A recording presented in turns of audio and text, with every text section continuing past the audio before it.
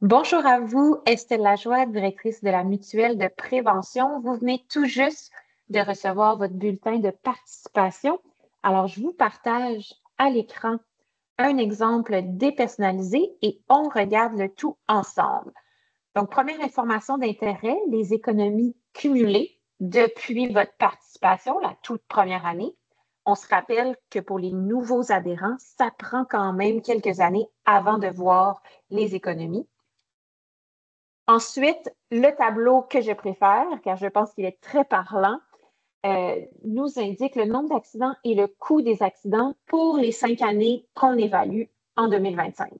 Donc, les années 2019 à 2023. Première ligne, c'est le nombre d'accidents. Deuxième ligne, le coût total de ces accidents. Comme en 2019, il y a eu 2 accidents qui ont au total coûté 22 590 $. Ensuite, les fameux indices d'expérience, donc des indicateurs utilisés en SST. Qu'est-ce que ça veut dire? Par exemple, si on prend l'indice long terme qui représente la gravité, en 2020, on voit que l'indice était à 4,72.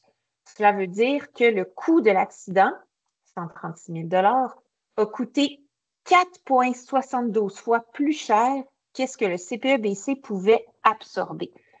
Un autre exemple, ici en 2019, le court terme, donc la fréquence des accidents, a été plus élevé de 1,80 que ce que le CPE-BC peut absorber normalement. Donc, voici d'où émane votre cote de performance. Ensuite, les prochains tableaux, c'est pour aller un peu plus loin.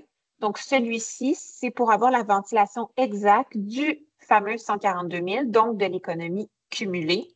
Le dernier ici, c'est les coûts des accidents, comment ils ont été répartis en fonction des 4 années d'imputation. On sait que la CNSST là, nous impute un accident durant 4 ans.